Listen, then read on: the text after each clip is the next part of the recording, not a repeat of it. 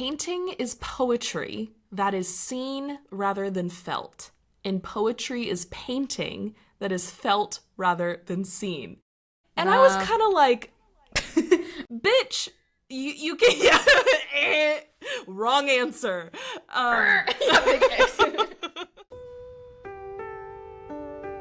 We're busting philosophy out of the old stuffy lecture hall and setting it loose on the world of creativity.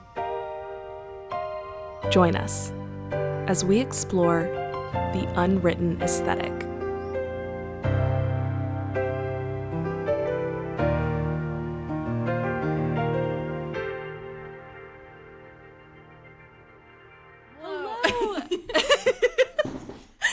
Hello, everyone. Thank you so much for being here with us again today.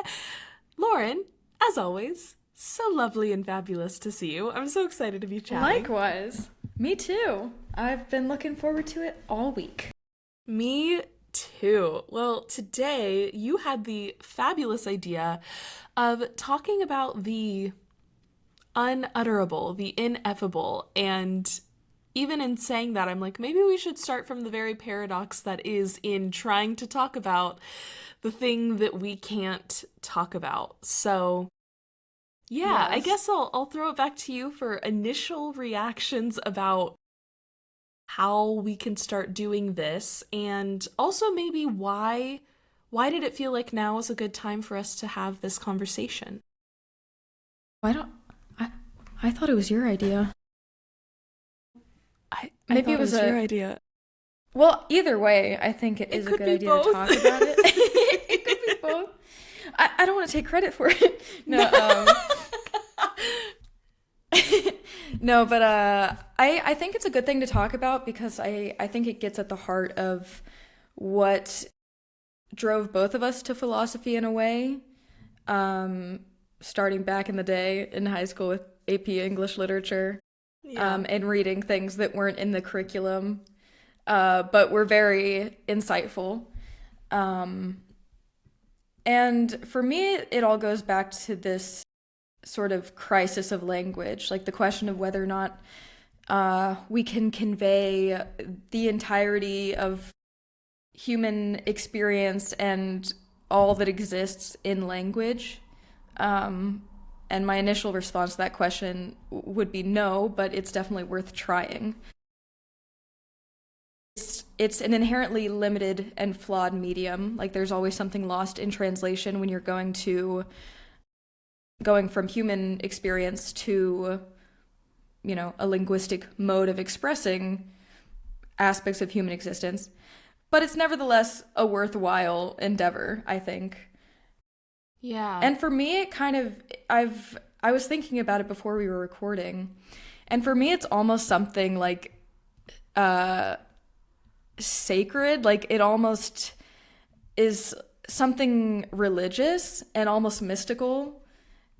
And I do realize that not everyone really thinks about language this way. But that's kind of how I think about it, and maybe you agree, or what's kind of your initial thoughts on that question? I definitely agree. I think in thinking about questions like this, I'm just always inclined towards, I hesitate to use the word supernatural because of all the connotation that it carries, but I mean it in the truest sense of something beyond just the natural, like something additional to a materialist account of what is. And we talked last week about mind-body dualism a little bit, and the explanatory gap in quantum physics. And I think that language, actually this just occurred to me as you were just talking, is almost an experience of that very gap, right? Yeah. That it's if everything I'm experiencing is purely quantifiable, why can't I say it? Why can't I actually put it into words? And I think that is kind of proof in and of itself that there is something else going on. But I do think that even in that, you can have something else going on without it necessarily feeling sacred. I think this like sacred and I guess metaphysical, supernatural piece are often tied together, but I think it's important that we don't conflate them. And I think where both of us do go, though, is that there is something sacred in the attempt because it is so, like, foundational to the human experience and who we are and what it is to be. And I'm like, is that not the question that every religion seeks to answer? Is that not the question that every spirituality, the terror of death and life that any person who gives you any answer is like trying to soothe the anxiety of? Right. In language, I think the tension in language reminds us of the unanswerability. And I this last week kind of resolved to start calling all of these things the mystery, because I think that I like that helpfully encompassing of a lot, you know, that it's like, what is the thing? It's the mystery, but the mystery does still feel like it is a thing, not nothingness. And I think that language feels the way the ineffability of the mystery in language feels the same way that, like, I could never give you an experience that I have, right? Like, that it feels similar to me. So yeah, I think that's where I land. And that does feel spiritual to me. But I think that there are also a lot of people that would hear that and say, well, there's nothing like holy about that. There's nothing divine about it. It's just non-material. And I think, well, maybe, but it feels divine to me. And so I think that there's an interesting bridge. There's an interesting bridge there that I think that there's more to unpack. I'm also curious about the conclusion that you came to. I think actually, because we both agree with your first assertion that, like, it's ineffable, but it is still worth it to try. Like, the effort of describing it is worthy. And unpacking why we think that it is a worthy effort too is another avenue I think that we should explore. Yeah, you raised a couple points that I would also like to expand upon. I don't know. I like how you described language as like the gap. Like somehow it's the bridge. It's both the limit of kind of unifying these two aspects of human existence, or I guess like the experienced subjectivity of it and the external objectivity of it. It's both the limit of unifying those and the bridge that connects them. And by using language to communicate and make sense of everything, we kind of stand in between those two dimensions of human existence. Like, we are the liminal space, and language is the way that we dwell in the liminal space. And yeah, that's going to lead to some frustration, because there's always that limit that you come up against. And I know you can probably relate to this, like writing philosophical and more like poetic or like prose sort of texts, that it is a struggle. Like it never, I mean, it hardly ever feels easy. There are times when it feels easier, but it's always a struggle. Like, the impossible obligation is, I think, a fitting phrase. And also, a point you made about calling it the mystery. There was something, I don't know if it was last week or the week before, but you mentioned God is the blanket we throw over the mystery so we can see it take shape. Yeah, I need to look up who actually said that, because it is a quote. I think it's like AC/DC. You said it was like a comedian? Oh. Rolling Stones or well, so Pete, I heard it through Pete Holmes, the comedian, who was quoting a musician. Okay. Crazy change. We'll try to find it. Yeah, so we'll find the originator of the actual quote. But yeah, I think that it's helpful. Sorry to interrupt. No, I was also, I didn't know where it was from, but I've been thinking about that a lot. And and I wrote a little note on that. So God is the blanket we throw over the mystery so we can see it take shape. In this sense, the word God conceals while simultaneously bringing us as close as possible to knowing the truth of the mystery. I think I was also kind of feeling like, yeah, mystery is a good word for it. Yeah. It brings it into view, but only and always in a partially obscured way, a simultaneous concealing and unconcealing. And I think that's the power of language, and also the struggle that's kind of inherent in it. Yeah, it's the bug that is also the feature of the machine, right? That it's it is the thing that it does the thing that we need it to do so well that it breaks itself. Yes. Yeah. A little bit.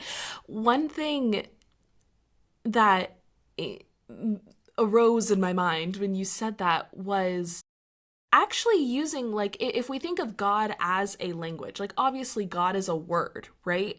And the very beginning of the Gospels, we have, in the beginning was the Word, and the Word was God, and the Word was with God. Like, the idea of language and God are very intimately intertwined. The Tower of Babel? Tower of Babel, wacky stuff going on Tower of there. Babel? Don't even get me started on the Tower of Babel. Don't even get me babbling about that Babel. Don't even start getting me... I will babble on and on about the Tower of Babel. No, but it's interesting because in, like, scattering the tongues of mankind, God also destines itself, herself, himself, whatever. God is also destined to the issue of translation. Yeah. In giving God, like, God gives themselves a name, but it's like Yahweh, it's like unsayable, untranslated, you know? Right.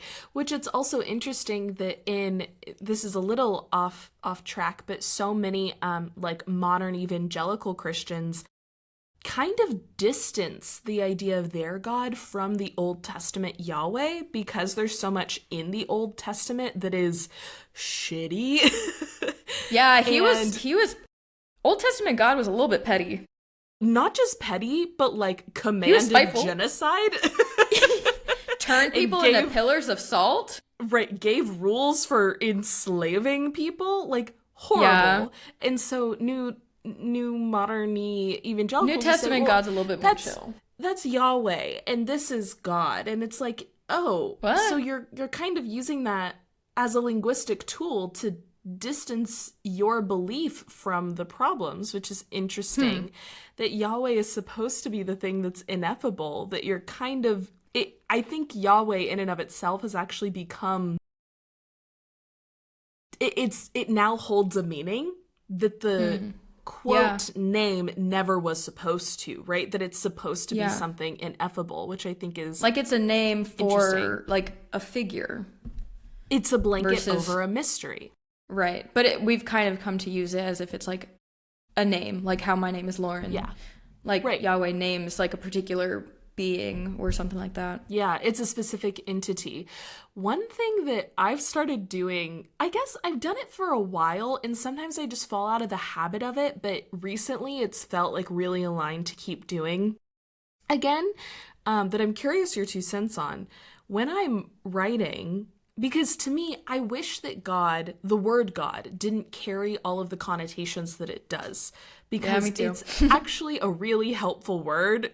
It's a helpful blanket over the mystery. Yeah, so we don't have to sit here and be like, the mystery, the ineffable, that's why the thing. That thing. God, and it not be like... That's why I usually say, like, the divine, because that's a little bit less... It's a little bit more, like, vague around the edges. Right. And I think that the word God is helpful in its vagueness, because I've also come to have a problem with the divine feeling, as a word, feeling tied to good or benevolence and not just wholeness. Yeah. That's kind of another... But it's still a helpful term, and I still use it a lot. But here we're coming against the issue of like all these terms, like we're trying to find the best term to point to the mystery. Right. But at the end of the day, like I've kind of come to see the task of philosophy as like kind of skirting around the mystery, like trying to get as close to it as possible. But in the best case scenario, we're just getting like a more detailed silhouette of what cannot be said. I'm sorry, I don't mean to interrupt you, but you were saying you don't like the term divine. Yeah, no, that's beautiful. Before I get back to the original point, that makes me think of the drawing technique where people will say, like, don't draw the chair, draw the space around the chair, you know, and then the chair arises. But it's the chair arises, It is that is kind of what philosophy feels like in a lot of ways, is like drawing these fencing off certain things to see what comes out of it. But my original point was that this thing that I've kind of fallen back into doing, but I've done for a while, is anytime I write God or type God, I will do lowercase g, then a dash, and a lowercase d. Because there is something about writing out God that feels kind of sacrilegious to me. Yeah. In that what I mean is God. But if I talk about the Christian God, which I tend to do, that I will write with a capital G-O-D, because that's the Christian God. But when I say God, and I'm talking about this God, the mystery God, I like having something else to signify it. I like that. I was thinking, I thought you were going to say, like, you put it in quotation marks, but I like that even more, like the dash. Because quotation marks, in a way, it's like I'm using this term while also pointing to the fact that it's not ideal. Right. But, like, I'm using it as a placeholder. Well, and that there's something the dash, about I feel like, is almost better. Oh, thanks. I think there's something about the quotation mark that is, like, in acknowledging that this word isn't ideal, it's still like the literary tool that I want to use to talk about this thing. Like sometimes using that word in an unideal way is communicating an additional point. So it's like there's purpose behind that. Yeah. But I think it is I agree with you that it feels different with God. And I do want to note too that I think this is actually a tradition in Jewish mysticism that I stole it from. The Kabbalah? I think it is a Kabbalah tradition, but I could be wrong. But that originally rose out of Gnosticism. Or no, did it? There's some relationship between Christian Gnosticism and Jewish mysticism that my brain is not coming to right now, but I just wanted to note that this is not my original idea. It's no, it's like a thing in like negative theology, and I also don't know a ton about it. I did like years ago I did a research paper that drew from the Kabbalah a little bit, and as far as I know, there's aspects of it that kind of bring to mind negative theology, like trying to define God by what God is not. So kind of skirting around the mystery. And I like that. I mean, because in a sense, anytime with something as broad and all-encompassing as the divine or God, with like the O dashed out, you know, whatever you want to call it, as soon as you try to define it positively, it's kind of putting God into a box, like confining God to a limited space that's, you know, within the positively defined definition that you've given. That was a very circular definition, but no, I think it's I think any definition of this kind of has to be, and I think that that's actually really helpful. I'm glad. That's so funny. Okay, another thing that I wanted to ask you is, because we've kind of talked about like the mirrored relationship of art and poetry. Well, and when I say art, like a physical medium of art, you as a painter, but also like different modalities of like fine art as opposed to like literary art. They're still operating in language, even though we understand those languages as different. Or actually, do you disagree with that, and that you think that painting exists outside of language in an important way? Or is it just a different language that still falls victim to the same problem, but because it's a different avenue of language, it allows insight into the thing in a way that like poetry or literature or philosophical writing can't. That like do you hear what I'm saying? That that was a very poorly posed question. No, that was a great. I thought the question was great. I think it's interesting because when I talk about it, I describe painting as like a different dimension of my philosophy, of my like philosophical endeavors, and in a sense, it does transcend the limits of language, like understood in a linguistic sense, you know, like English, German, Italian, whatever. But it's still a kind of communication. It still communicates something, but in a way that doesn't necessitate language in a linguistic sense. But then at the same time, that's the advantage of it. But then at the same time, there's still it's almost like I'm trying to use a non-linguistic sort of language in order to further hone in on the mystery, because I still have like an impulse or a desire to express in spoken or written language what exactly I am communicating in like a visual way.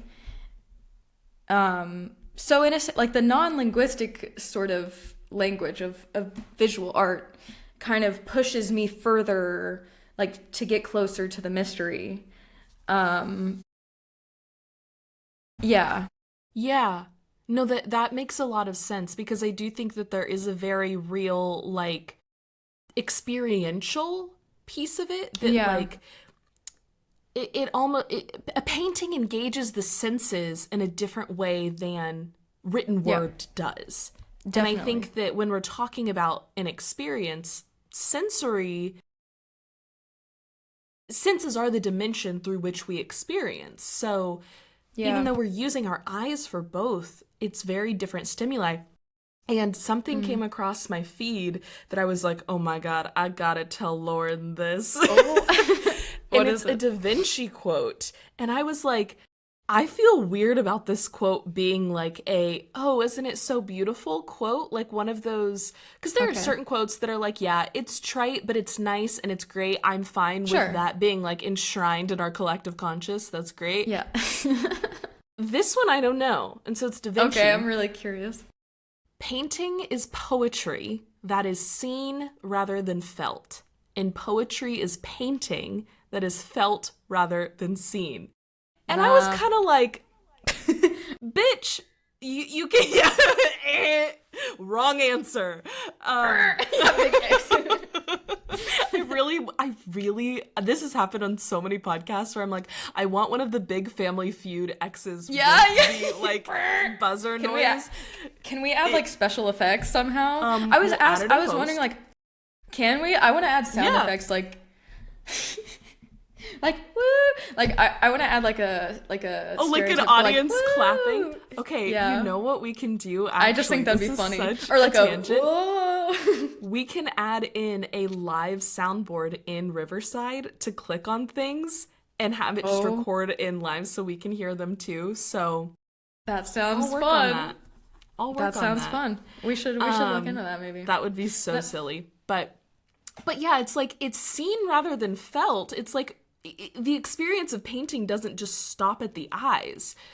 Aren't you feeling what you're seeing in the same way that you are with poetry? And it was like, of course, the post, I don't remember what the account is that I saw it on, or if it was even an account I follow, but it was like text layered over like an abstract, pretty art thing, whatever. And I'm like, this is an odd thing. Yeah. It's almost like, it's almost trivializing the experience of like viewing a painting and also reading poetry. Like both, it's kind of like diminishing like what it does. I don't know, at least for me.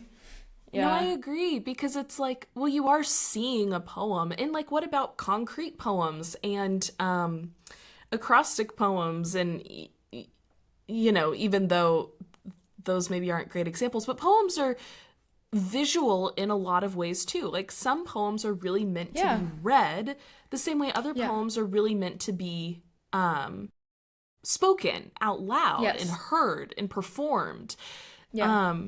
And like the way line breaks change, like completely can update the meaning of a poem. So it's like, there are visual aspects of a poem that are actually pretty important to the interpretation. Like definitely line breaks or like stanza structure. Capitalization. It can add a whole different dimension to the text. That's a weird quote. Right? And maybe it's falsely attributed or from something else that I don't have the context of. So I just saw the one quote. But interesting to think that that is what Da Vinci thought, considering he was also a fine artist and we don't remember him as a poet, you know? Did he write poetry? I don't think so. But again, I could be wrong. Maybe he did, and he was just bitter that people weren't reading that nobody his read poetry.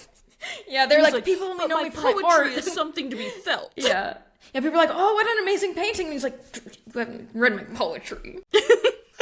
Literally me at 12 years old thinking I had, like, cracked the code. They're like, oh, you got such good grades. They haven't even read my poetry. They haven't even read. Yeah. Oh, that's funny.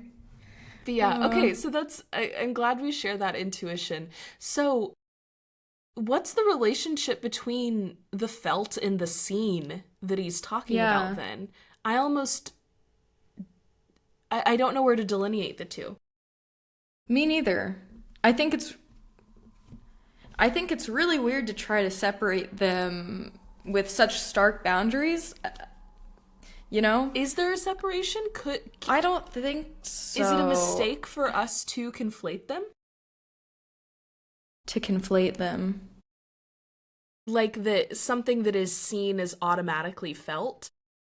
No, I mean, not in every case. Like, if I'm reading, like, I don't know, some sort of, like, economic report that I don't find particularly interesting, that's not gonna like resonate in my soul, you know, like a Rilke poem would. Right.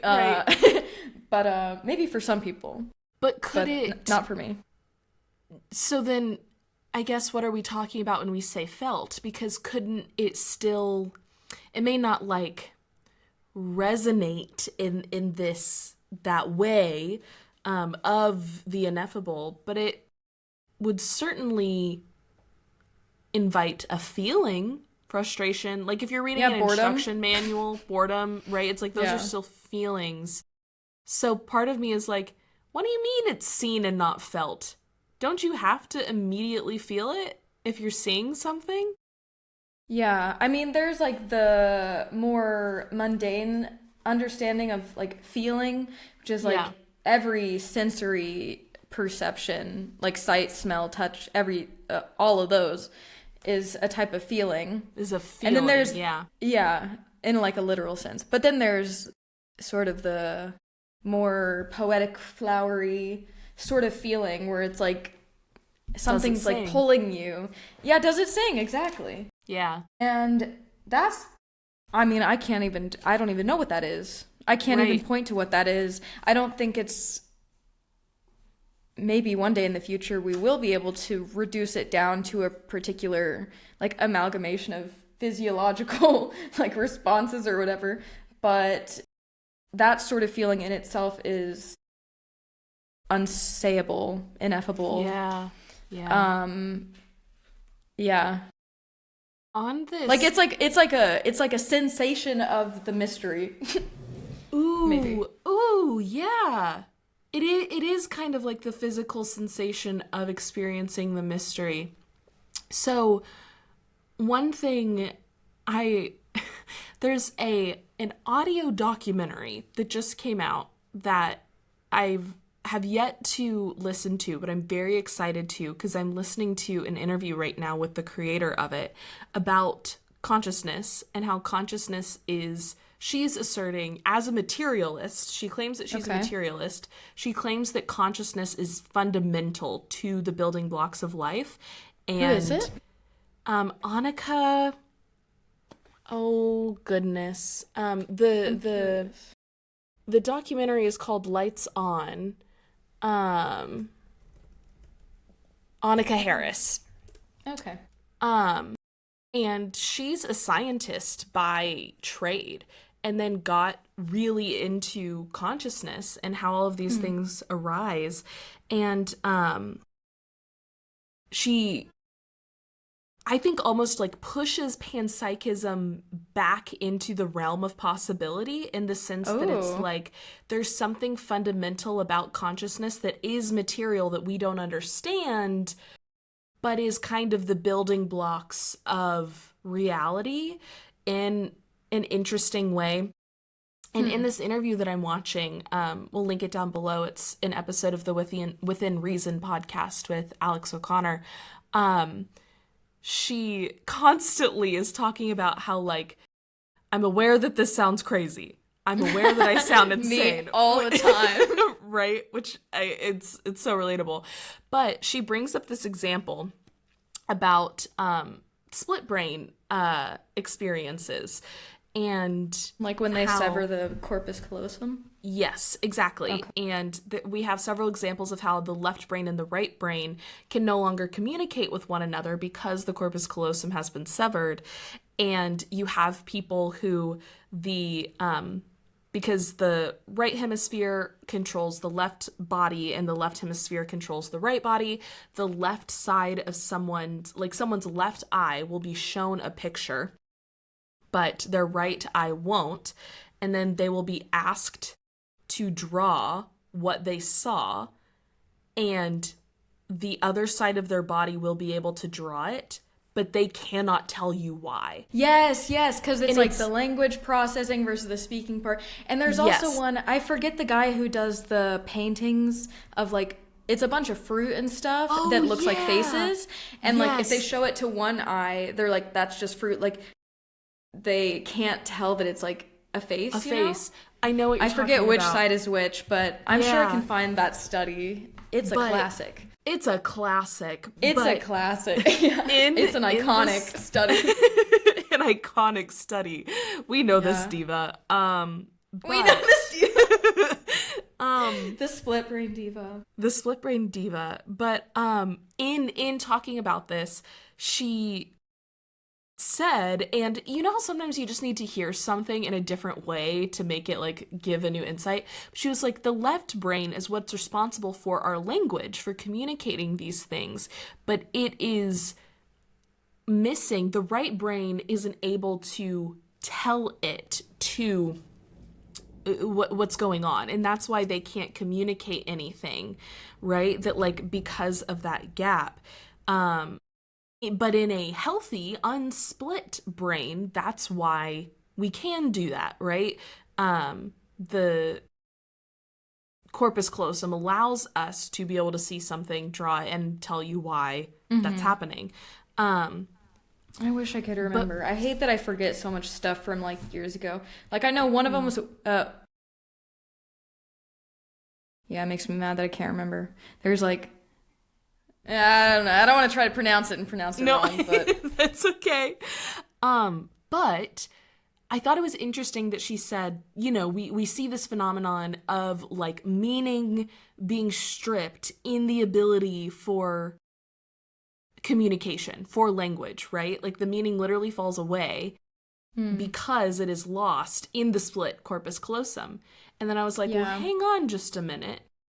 What if there's something going on here too, that the corpus callosum allows some meaning to be conveyed across the hemispheres? But is it possible that we lose another sense of meaning too? And is that kind of like a mirror of this linguistic difficulty that in the experiential right brain trying to communicate to the linguistic left brain, already there is some like Yeah, there's already tension something that lost in arises. translation just with Yeah. like that sort of process itself. I like that. I like that as a mirror for sure. I don't know how I feel about like reducing I don't think it's an all of the explanation. mystery down. Yeah, maybe it's Yeah. not like a full explanation, but I definitely think it's an aspect, or like at the very least a reflection of this bigger problem. Yeah, I mean, human existence is just littered with these, liminal spaces that cannot be bridged in a way that feels adequate, you know? Yeah. And I really do wonder if we didn't comport ourselves outside of ourselves in language, because in a sense you're like going beyond, and kind of into a new dwelling of language. If we didn't do that, if we just communicated in some other way, would we not have this problem? Or is it just in the attempt to communicate at the ground level, is there always going to be a tension there? Yes. Or is this a language, is this a problem originating in the language itself? Right. Is it a language problem, or is it a human Existence problem? Yeah, Yeah. right. I do think here we are with the liminal paradoxes again, but I kind of think it's both in that, like, yes, I think it's a language problem, but no, hang on. Let me say this a different way. Yes, I think it's a human problem, that this, like, impossibility of human being, right? But that there would be no way for us to experience that except through language. I think language is a necessity, right? I almost can't imagine a way in which language doesn't arise.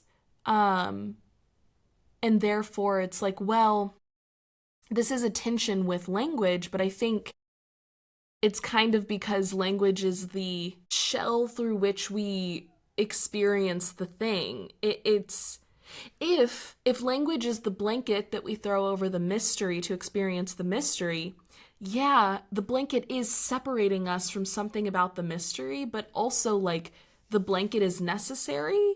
And if we want to engage with the mystery at all, the blanket has to arise. It has to be there. Yes. And I think if we wanted to engage with it at all, there has to be language. Like, I don't see a way in which there wouldn't be.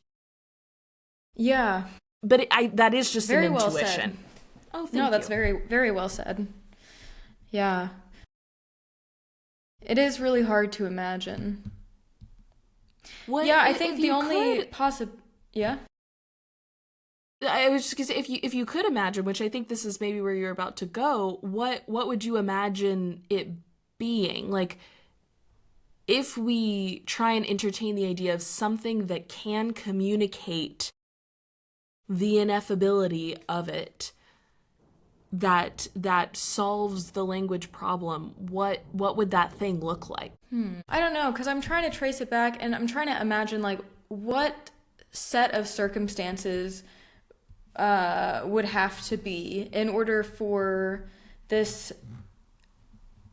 in order for us to not really have language, or not have language with the set of limitations that it has. Right. And I think the problem is already there from the start, even before we say a single word, because of intersubjectivity, I guess. Like, my knowledge of other subjects kind of already implies, like, as soon as I can recognize that there are other subjects, then there's already implied something that I cannot know and can never know, which is, like, the subjective experience of the other.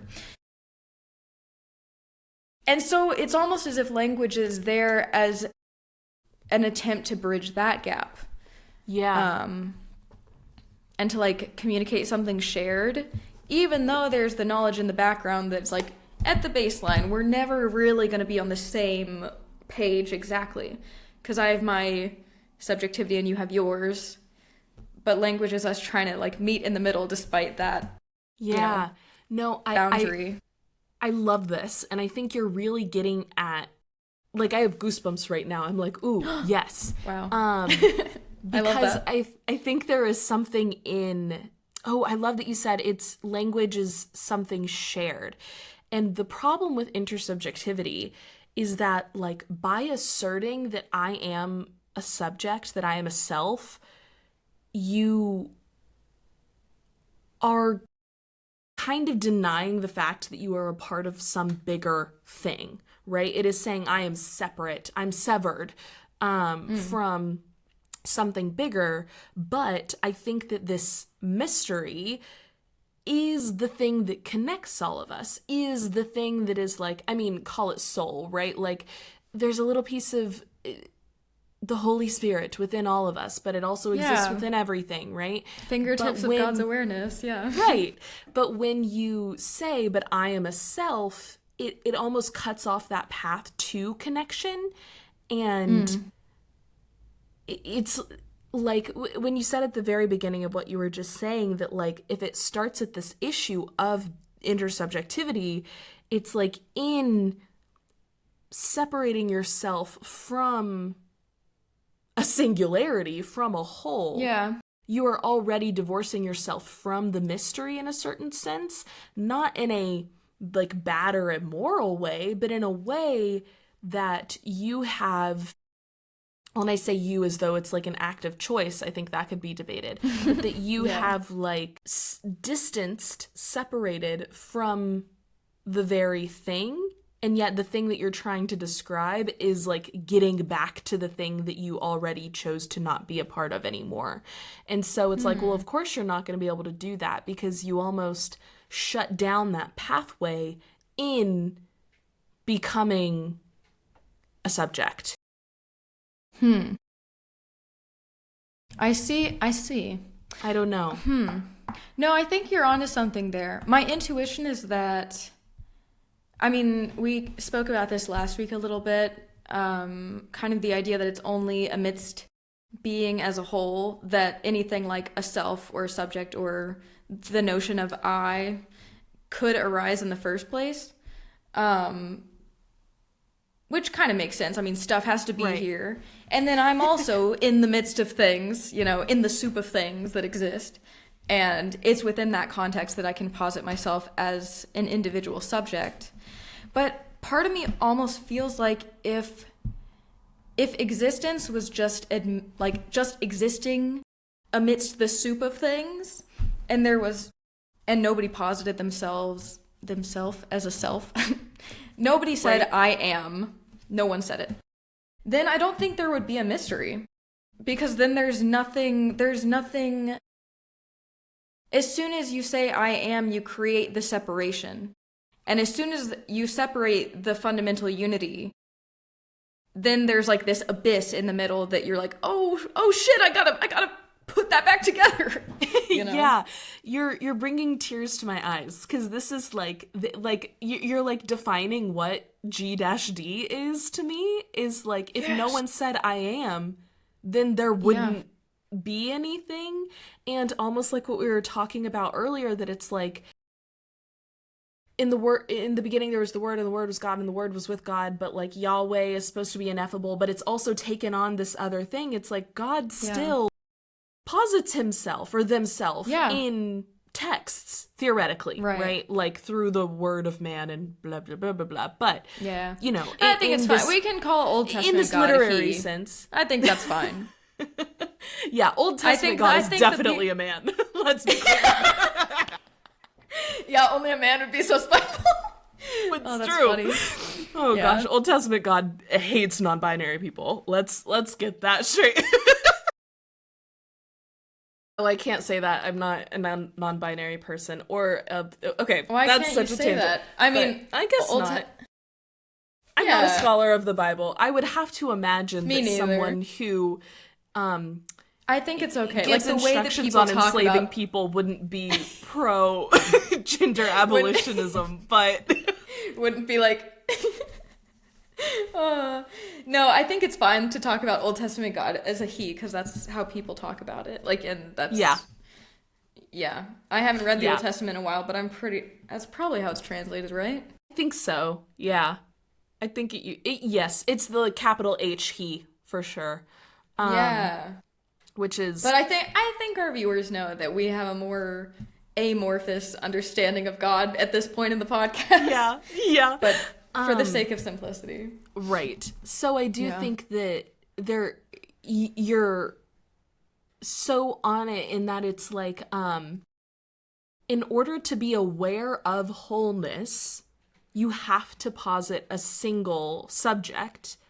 But in positing the single subject, you are kind of breaking wholeness into pieces. It's a self deconstructing construction. It's like, well, and it's almost the like, why is there anything at all? And it's like, because if there wasn't this wholeness that posited subject, then there wouldn't be anything, because wholeness necessitates subjectivity, because there has to be subjects to make up a whole. Yeah, it's a circle. Also, it's a circle. It's a circle. Am I? Yeah. Yeah. Yes, you are making sense. Yeah. It's like, it's a chicken or the egg situation, but in this instance, it's actually like a paradox. In the chicken or the egg, obviously the egg comes first. Obviously, it's not just like, bam, chicken, and then it's like, if we're talking about Old Testament God. Old Testament God might beg to differ, but... I mean, chicken came first. Maybe chicken first. Maybe not chicken egg. first. Maybe chicken first and only 3,000 years ago. Maybe chicken, not dinosaur. Hey, have you ever considered chicken, not dinosaur? Oh, man. I feel like it's always like... however long we're like 45 minutes into the podcast, we're like God, the divine, and then we're like chicken, egg. Like we just start it's when our brains start to be like, I can't handle it anymore. Yeah, no, it's true. Well, because literally it is holding the tension of paradox in what we are talking about. Yeah. And this is like it I sound a beautiful thunderstorm. I hear a beautiful thunderstorm. But in hearing it, aren't you Thus also spoke the sounding thunder. it? Thus spoke the thunder. But that's kind of the if a tree falls in a forest and no one's around to hear it, does it make a sound? No, it doesn't, scientifically. Because sound is about how a wave hits against something. So if there's not a drum to absorb the sound wave, no sound is there. Right. The collapsing of potentiality into actuality. It's the cat in the box. It is the cat in the box. Okay, here's a question. Yeah. How does Spinach feel about Schrodinger's cat? Should I bring him into frame? I don't think Spinach has made a guest appearance yet. I think it's time. For loyal listeners, Spinach is Lauren's sweet baby boy. And if you're listening and not watching, I highly recommend you come over to YouTube so you can see his sweet face. My goodness. He tried to eat a bee the other day. Hey, I don't know. I don't think he realized it would sting him. Yeah. But he tried to eat a bee and then he got stung on the lip. Poor thing. Oh. I know. He was so confused, but he didn't have an allergic reaction or anything. He was just like... Good. What? Yeah. He was real just confused. Shocked and scared. Yeah, as I would be too. I was scared. I think I was more scared than him because I was like, I hope we're not about to have an emergency here. Yeah. But he was just kind of like... Ouch. Yeah. Oh. Poor baby. There he is. In the chair. He's sitting real funny right now. Yeah. Anyways. Spinach. My little angel. I love him so much. I do think, though, in also thinking about, like, animals, because this is another thing with the consciousness and, like, when beingness arises, there is a problem in the hard problem of consciousness that is like, oh, but how does nothing arise from something? How does the metaphysical arise from the physical? Doesn't that have to happen at some point in evolution? Yeah, I mean, I think probably. I mean, I don't know, I don't think any of us really know for sure, like, why consciousness, like self-consciousness, arose in the first place, when it did, how it did, why it did, if there is a why. But although it is something that I would love to know, and I'm sure you would as well. Yeah. I don't think that's something that I will ever know. So, I don't know. I'm trying to, like, prioritize what I spend time thinking about, like, philosophically.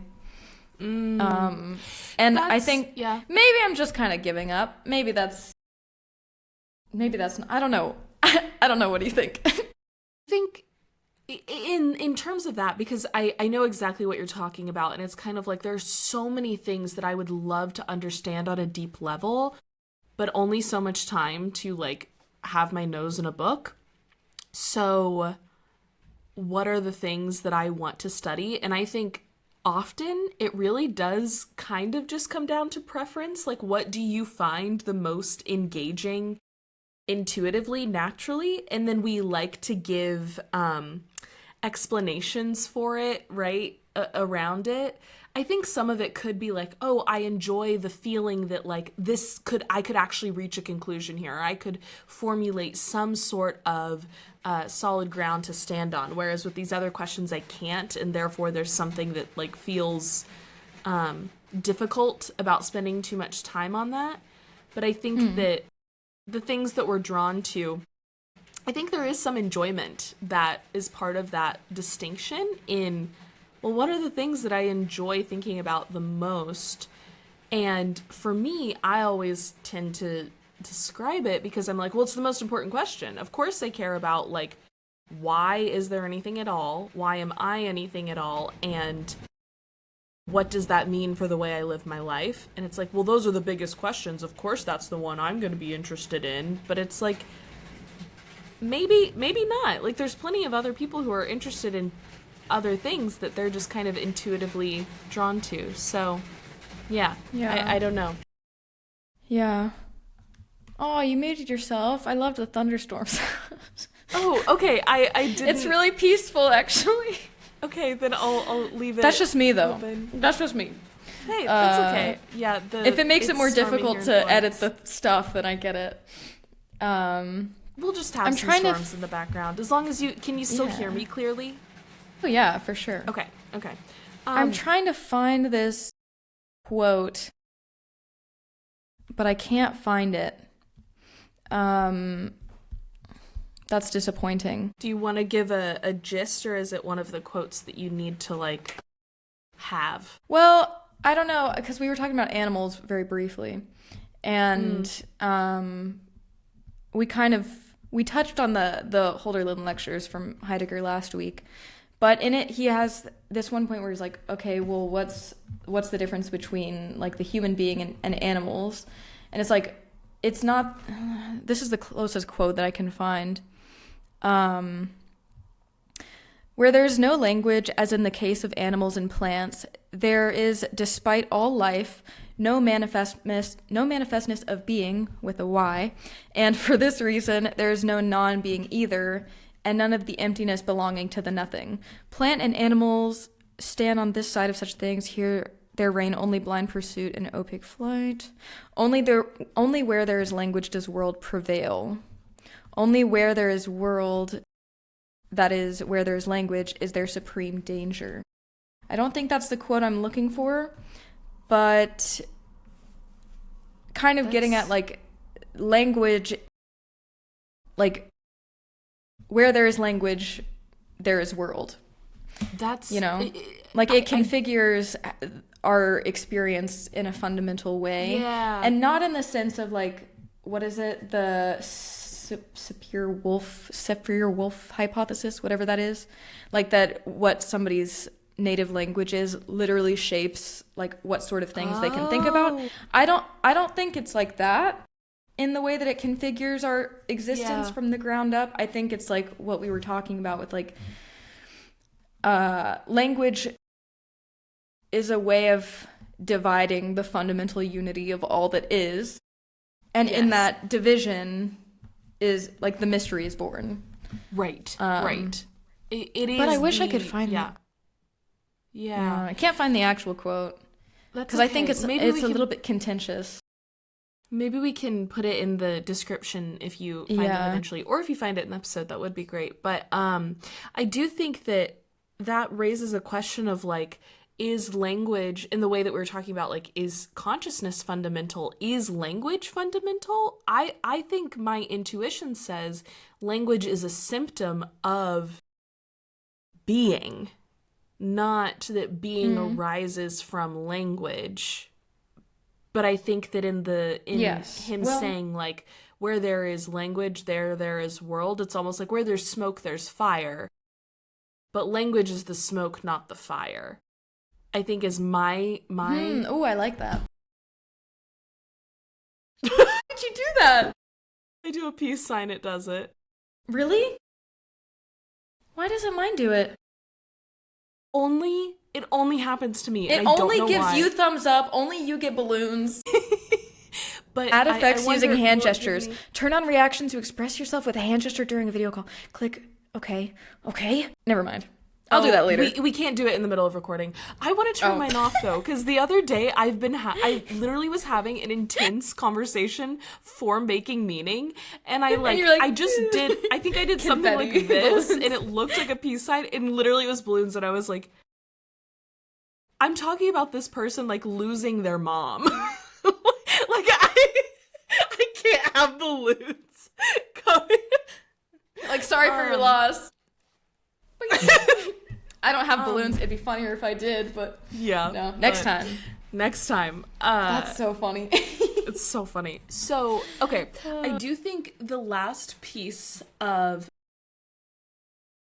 this puzzle is the impossibility yet attempt being worthy of language. And why do you think that's true? Because that is a thing that we agree on. We share that intuition, even though we also kind of work from don't let me project this onto you, but like borderline existentialist framework that like, yeah, if you kind of have to start from nihilism logically, we both take the tack of like, you make your own meaning, and if you're making your own meaning, then in the attempt of dwelling in language, meaning arises. Why is that important? And why do you choose to do that? And do you think that is an obligation of everyone, or just one you feel of yourself? That was 30 questions. No, no, they were all very good questions. No, I agree. We both have like an existentialist flavor of yeah. Yeah, like looking at things and talking about things. But I think at the end of the day, it doesn't really mean anything. Like, I don't think the inside of nihilism is wrong, which is why it kind of goes full circle. Like, nihilism, there's no meaning, whatever. Existentialism, no meaning means we get to create our own meaning. But then it goes back to the absurdism, which is basically like, yeah, but don't forget that the meaning you create is basically gone when you're gone. Yeah. But that doesn't mean it's not... I don't know, at the end of the day, it doesn't mean anything. But what else am I supposed to do, you know? I don't know. It's still pretty fucking cool that this is all the time I have. And I think creating meaning where there wasn't any, knowing in the back of your mind that when you're dead, it's gone with you. But despite that, we go on and we do the thing. And I think there's something so beautiful in that, in just being thrown into life and just kind of like treading water, just trying so desperately to figure out, what is this? Why is this? All those questions that I mean, yeah, does it lead to some existential crises from time to time? You bet it does. But I can't imagine living any other way. And to answer your other question, I mean, of course, this is not how most people feel, I would say. I'm sure there are aspects of this existential dread that, impact people in different ways. But I think to do what we're doing, which is to grapple with that dread directly, like to face it head on and not shrink back from it, which is the task of the poet and the philosopher and other professions. All the really cool ones. All the coolest ones. Yeah, in my biz, the coolest ones. Right. But I don't know, like it means nothing, but it's again, it's just shouting into the void. And at the end of the day, we're all just shouting into the void. But that doesn't mean that I don't want people to hear what I have to say. Like, I'm not just shouting. I want people to hear what I'm shouting. Because I think it's worthwhile to hear. And I think you probably feel the same way. Yeah. Even though I know that at the end of the day, it means nothing. Yeah. I'm not sure. Maybe that sounds kind of depressing. I'd like to get your 2 cents on this. No, I mean... Maybe you have a less dismal sounding answer. I'm about to go into something real dismal, so... Oh, okay. Let's hear it. I'm actually going to offer a brief content warning. I'll put a timestamp in the video description and on the screen for where to jump ahead if you don't want to hear anything discussing self-harm, I'll say. I think that's a good way to put it, so I'll put that there. Well, not... The thing... Okay, timestamp here, jump ahead. I think necessarily this opens up the question of suicide. Like, why not kill yourself is the ultimate question. Like, that sounds crazy. It sounds crazy to it's say what it. Camus was talking about, you know? It is. I'm such a Camus girly. But it's like... what a crazy sentence I just said. But, yeah, the same. If you... like, sitting here and talking about this, and, like, it's the necessary obligation, and hearing you say things like, how else would I do it? Like, it is kind of the question of, like, I know it means nothing. And when I die, it all goes with me. And it won't last. And yet. And so it's like, if that ultimate question is like, it really does mean nothing, then why not kill yourself? You have to live answering that question every day. And that sounds really dismal, but honestly, when I wake up and I ask myself every day, is today going to be the day? Wait, what? It sounds weird, but I don't mean it in like a mental health sense. I mean it in like if you don't want to kill yourself today because it all means nothing, then what do you need to do to make today worth it? Yeah, it means nothing, but it also means everything. Yeah. And so life is just a funeral march at the end of the day. Right, the living wake. And so I think that's why it's like, that's why I say it does sound dismal, is because I do think that's the question that it has to come back to.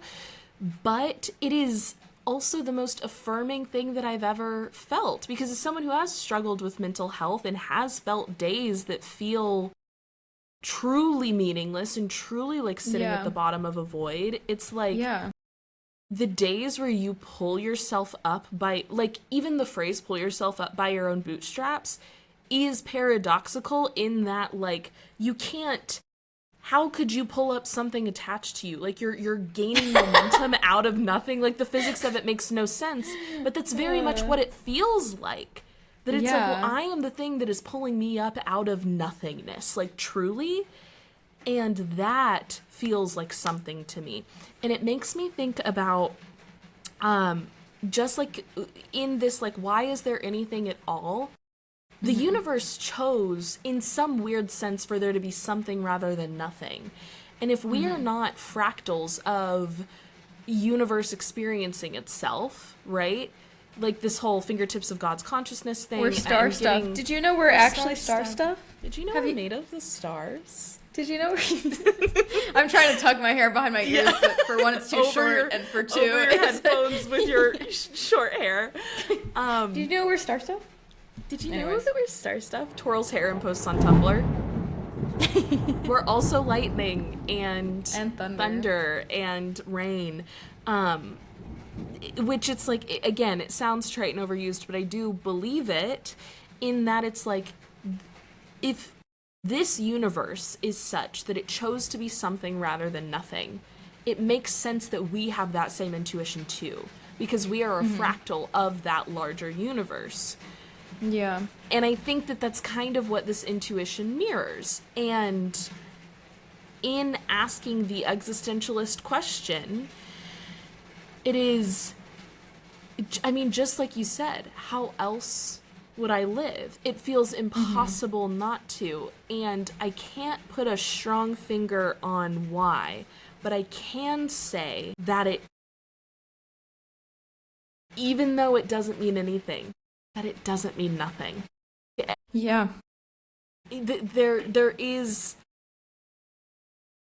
something about, like, throwing the logic out with that one that I'm like, we can't throw the baby out with the bathwater when we move straight into this logical thing. That's like, no, there is something to that, like, ephemeral, like, calling that is like, a call begs an answer. And why is there a calling at all? Because the universe chose to express. Like, the Alan Watts, like, if we're not supposed to dance, then why all this music? Right. Like, sure, it all means nothing. But a symphony is literally happening around me as we're recording this episode. Yeah, actually. So, yeah. Like, yeah. Yeah. I agree. Yeah. It's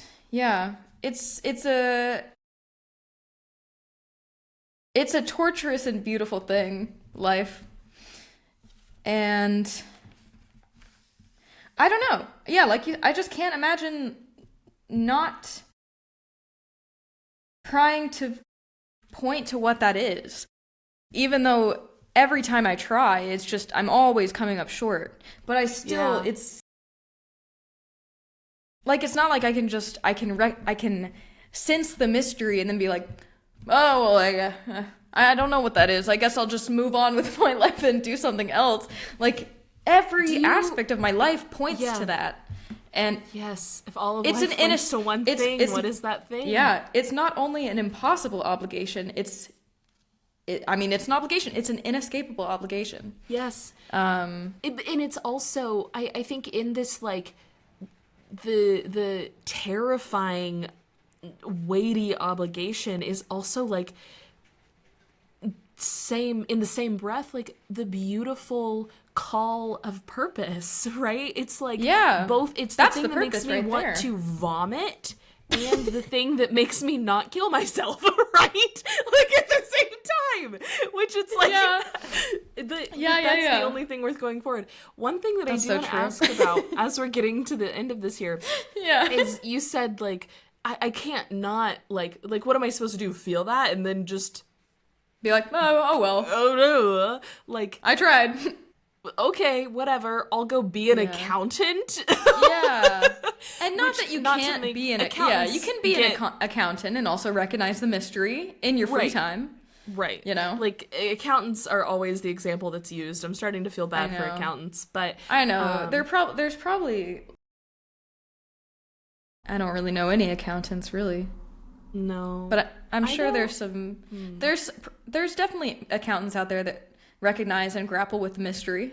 Yeah. I absolutely. You know? Well, and I think that, so here was going to be my question.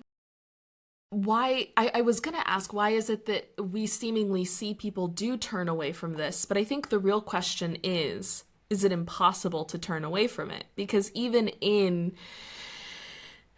not ignoring the call, but almost refusing to listen to it, it's like, I mean, you can't not listen to it, though. It's like, it's all around you, my guy.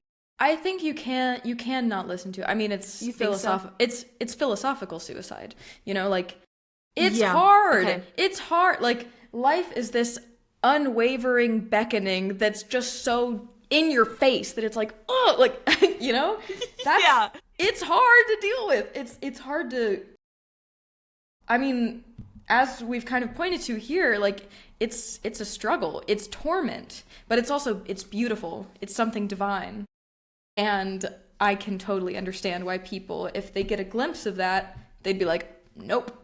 You know, I think for me personally, it would be impossible to turn away from that and to be like, I'll just do something normal that doesn't have me hearing comments like on a daily basis, like, you sound kind of crazy right now.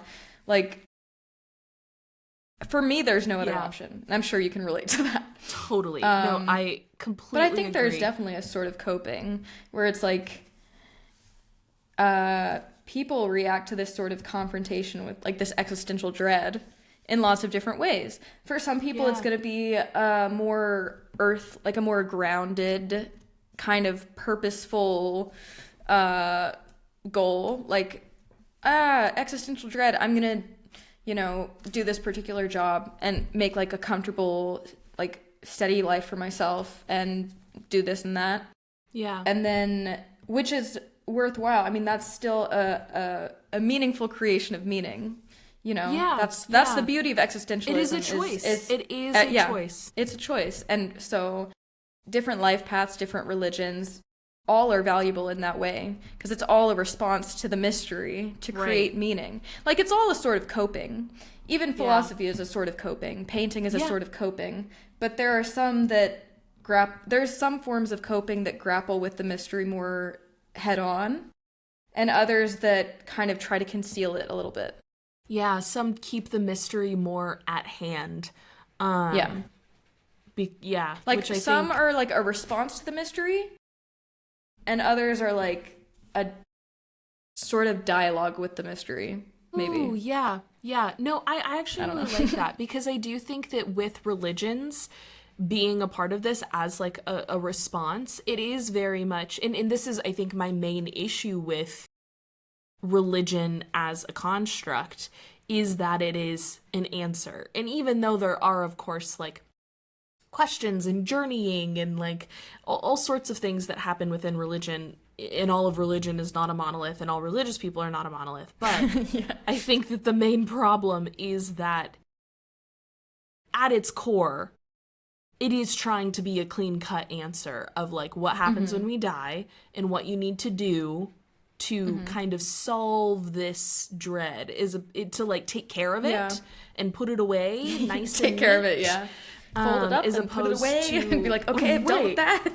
Okay, dealt with, we are good, and now I can check the confronting existential dread off my to-do list. Right, and it's like, I just have a deep problem with making it into a checkbox. Like, that is just like how you can't actually do that. I think it's a deep misunderstanding of the question.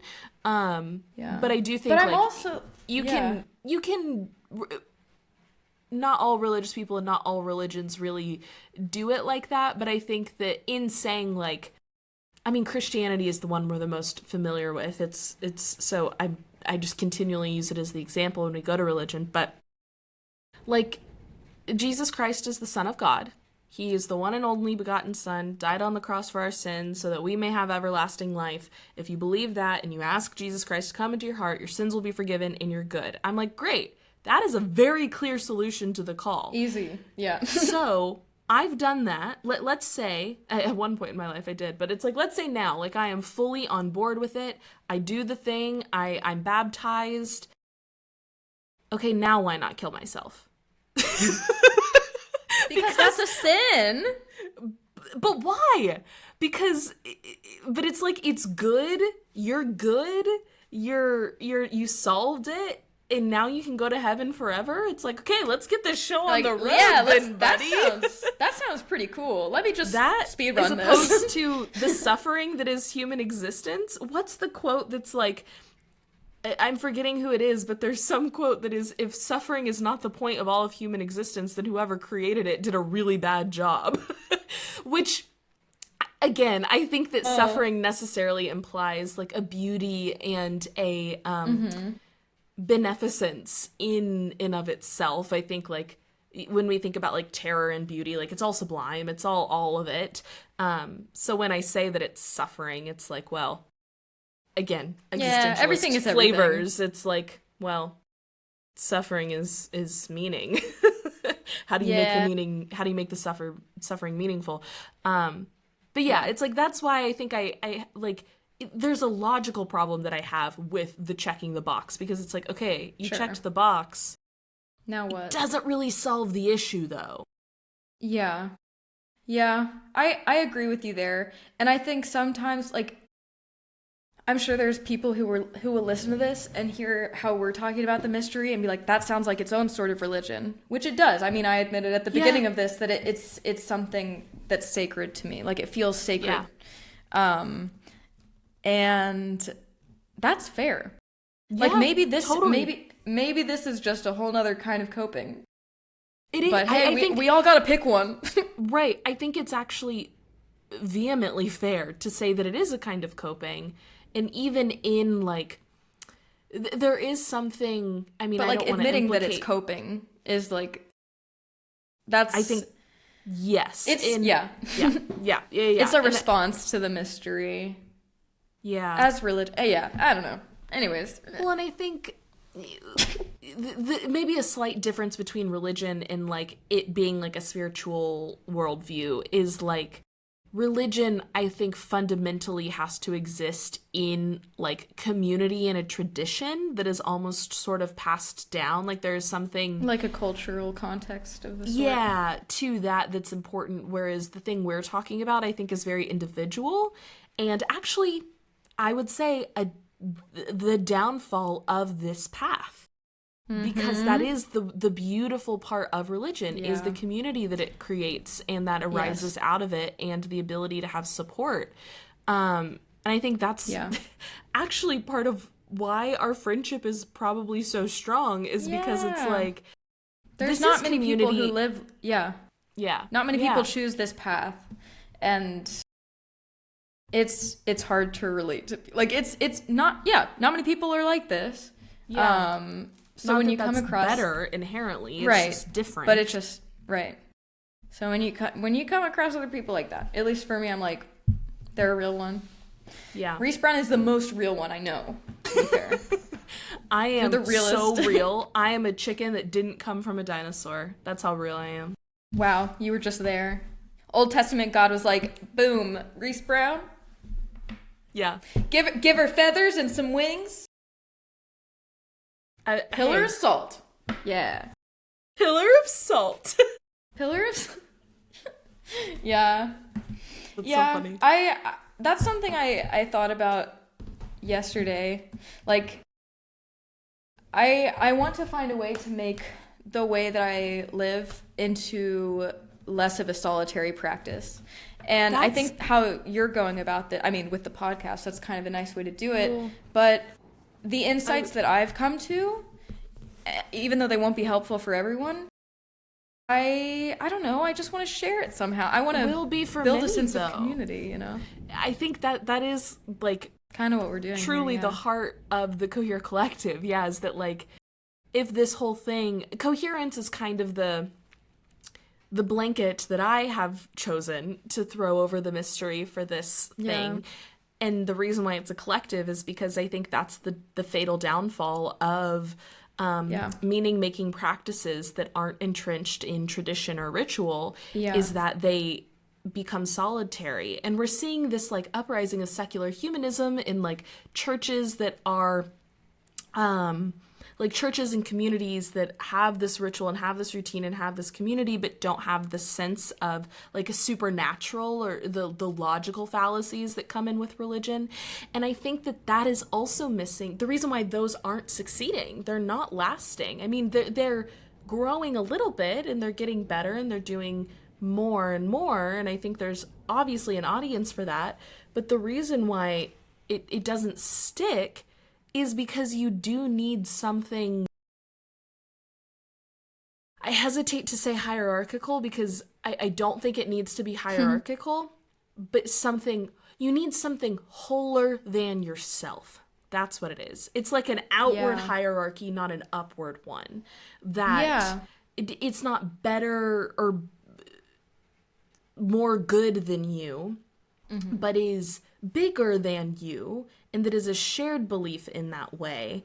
And I think part of it does have to be tied to something godly. I don't think it can just be, well, the thing that's bigger than me is community. It's like, it still feels a little bit different than that to me. But I don't know, maybe not. Maybe we just need to give these secular humanist communities more time for proof of concept, and I'm just a hater. I've never heard which of not that, that I'm hating on those groups. I think they're doing really great work because No, you're just like making an observation of like how the trends, making observation of the trends. Yeah. I mean, I part of me feels like if I'm doing all this and I'm kind of figuring it out as I go, and that's a fruitful endeavor for me. Yeah. But if I'm just doing it for myself, then it's actually meaningless. Like in a more profound sense than the meaninglessness that is existence. Yeah. Yeah. That makes sense to me. Well, I think that is a happy good note place to end on. Yeah. Well, I think that the happy note to end on here is like freedom, you know, like with all of this, it's like freedom is embedded in all of these things, and that you, dear listener, have the choice. Even if you don't believe in free will, you are predestined to create something. And that, like Lauren was saying earlier, is pretty magical, that we are all doing it. We're all doing it. And that's magic. Let's see those balloons one more time. Yeah! wait. Yes. Any final thoughts before we log off? No, this was a lovely conversation. Such a joy, as always. And next time, I think we will get into your thesis. Am I right? If you read it want, and I'm open to it. If you read it and you deem it worth conversation, anything that you write, I'm sure is worthy of a wonderful conversation. Yeah, I'm going to read it nevertheless. Okay, but I'll just preface. I wrote it like 4 years ago, and so I think that's clear. You know what I mean? It's like that's the thing that is clear about it. But it would also be interesting to hear like here's what you wrote. Changed. Then what has changed and how you think about these things, and why did it change? So I'm excited. Okay, I am too then. Awesome. Well, thank you, Lauren, for being here as always. And thank you, listeners, for being here and listening. Let us know in the comments all of your thoughts, feelings, and we'll catch you next time. Yes. What was the thing we said was going to be our outro? Hello, thank you, goodbye. I don't remember. And you're welcome. Oh, yeah, because we're not aliens. Oh, wait. Hello, it's Monday. Good morning. You're welcome. Thank you. Goodbye. And goodbye. The Unwritten Aesthetic is a bi-weekly podcast from the Cohere Collective that features philosophical artist or artistic philosopher Lauren Bush and question asker and meaning maker Reese Brown. Please subscribe to The Unwritten Aesthetic wherever you may be listening, and if you enjoyed the episode, consider leaving us a like, a 5-star rating, and or a review. And sharing the episode is a really wonderful way to kickstart meaningful conversations in your own life. If you want to stay up to date on all things The Unwritten Aesthetic, you can follow the Cohere Collective on any social media platform at The Cohere Collective, and check out our other content and offerings at thecoherecollective.com. To explore Lauren's work, head to laurenbushpaints.com and follow her on Instagram and YouTube at laurenbushpaints. If you're interested in working with Reese to find and pursue your purpose, head to thecoherecollective.com to explore life coaching options. A huge thank you to Jack Corbett for the Unwritten Aesthetics music, and thank you all for being here today and exploring the Unwritten Aesthetic with us. As always, we hope you feel like you are living more coherently. Until next time.